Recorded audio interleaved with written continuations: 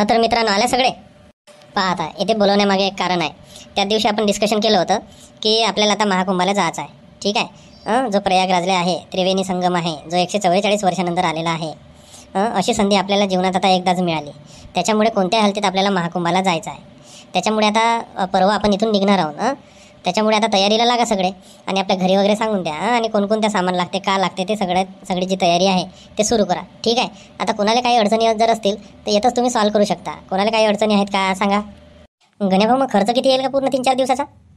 आता पहा, खर्च म्हणल्यानंतर एक तर गाडीचा लागेलच, पेट्रोल पाणी जो आहे तो, आणि दुसरा खर्च म्हणजे आता जेवणाचा लागेल, जेवणा खाण्यापाण्याचा. आणि तिसरा खर्च म्हणजे आता तुम्हाला घरच्यासाठी काही सामान घ्यायचं असेल, जसं आता तुझी बायको आहे, तुझ्या बायकोला काही साडी घ्यायचं असेल, काही घ्यायचं असेल, प्रसाद वगैरे, त्याचा खर्च येईल. म्हणजे जवळपास येईल ना 4-5 हजार रुपये येईल 2-3 दिवसाचा. तर अशा पद्धतीने थोडेसे जास्तही पैसे पकडल्या तरी कोणत्या इमर्जन्सी काम जर आला तर तुम्ही थोडेसे जास्त पैसे पकडा, म्हणजे ते कामात येतील. लक्षात आलं? बापरे, 4-5 हजार मोठी आपतच आहे रे बाबा. आता माझ्याकडे 2,000 रुपये असतील आणि बायकोकडून मागा लागला आता 3,000. एक तर तिला सांगलोही नाही आणि मला नाही वाटत ते देईल म्हणून. एक तर किरकिरी लावते मग माझ्या मागं.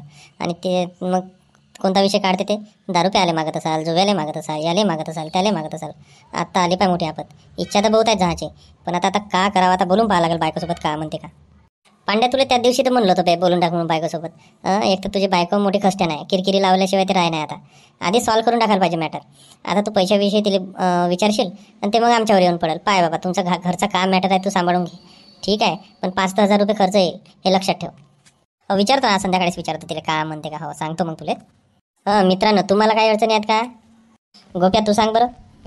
अडचण काही नाही जी, पण आता शाळेतूनच सुट्टी भेटे का होते का. माझी माय पहिलेच बोंबलत होती, कुठं जातेस रे म्हणून, नुसता फिरत जायतेस म्हणून.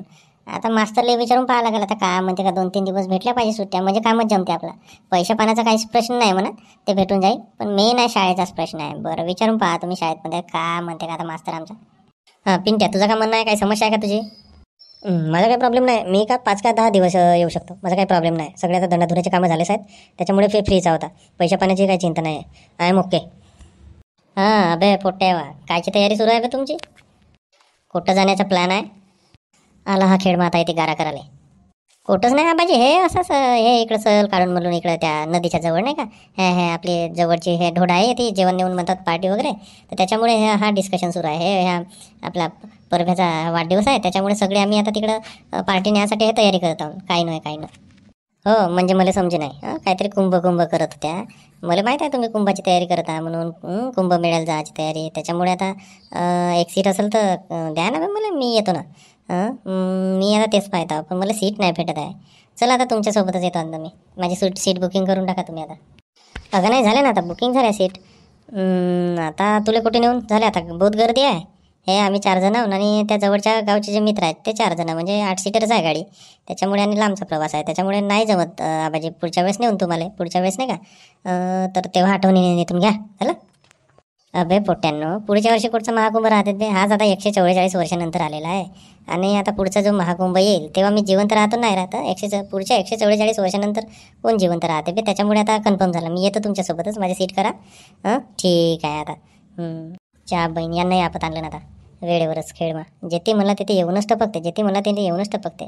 मोठे कान सैर आहे त्याचे, ऐकतच राहते. आता कोटी तिकडे मागून त्या झाडाच्या मागून ऐकत होता का. आला बेटा, नाही म्हणून तरी कन्फर्म करायला लावलं सीट. आता याले कुठे मांडून आम्ही स्वतः जाऊन एन्जॉय करून म्हटलं बरोबर. हा कसा आहे, इकडच्या गोष्टी तिकडे आणि तिकडच्या गोष्टी इकडे लावे. आता न्यास लागला आता याला, नाही तर हा पूर्ण गावभर करून टाकते.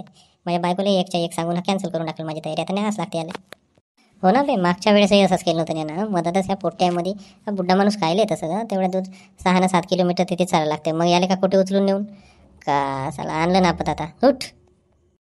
ते जाऊ द्या आता. चला आपापल्या तयारीला लागा. घरी जाऊन वगैरे व्यवस्थित विचारा. पैसे जमा करा आणि बॅग वगैरे पॅक करा पूर्ण. ठीक आहे, मग परवाची तयारी फिक्स. सकाळीच निघून येतून चला मग आपल्या घरी जा मग.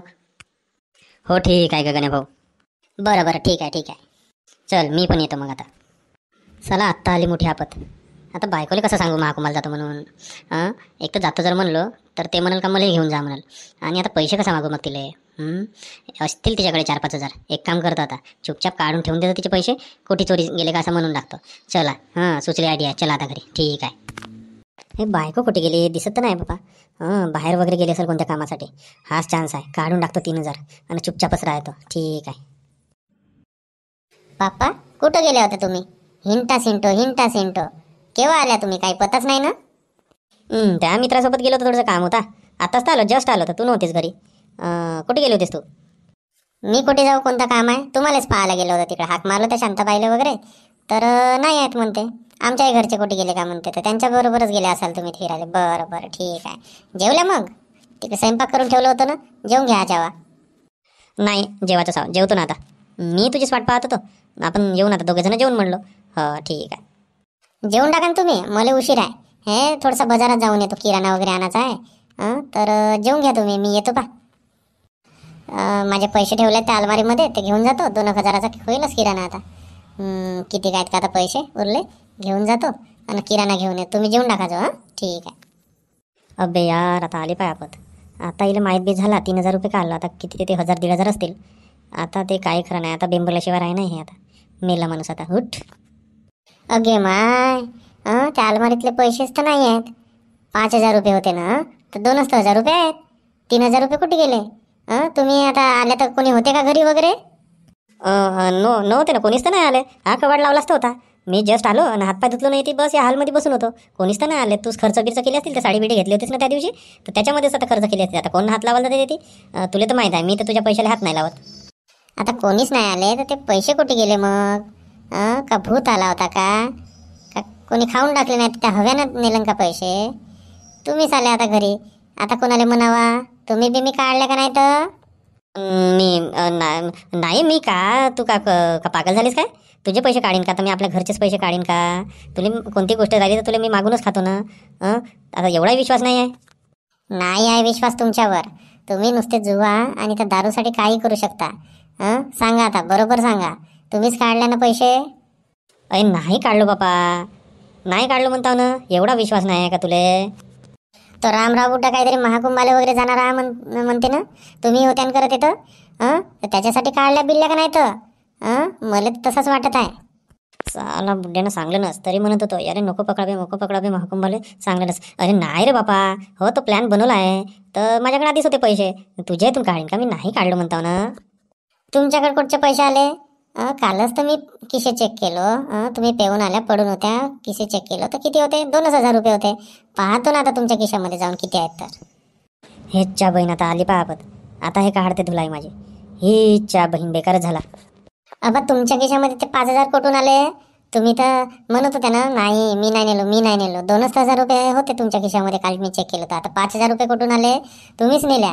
असे घरचे धंदे चोरी करण्याचे तुम्हाला कोण सांगलं? दारू प्यायला का जुवा खेळाले होते पैसे? नोहेत रे, दारू प्यायला नोहेत, जुवा खेळाले नोहेत. ते दुसऱ्याच कामासाठी असंच काढून ठेवलं मी. आता मग परत करीन म्हणलो. नोहे दारू प्यायले. एवढा विश्वास नाही का तुले? नाही आहे विश्वास बिलकुल. तुम्ही नाही का दारू प्यायलेच हो, नाही तर जुवा खेळालेच होते, तुम्ही पैसा काढला. बिलकुल नाही विश्वास. असे धंदे करता? घरचेच आपल्या बायकोचे पैसे चोरता. आता का म्हणावा?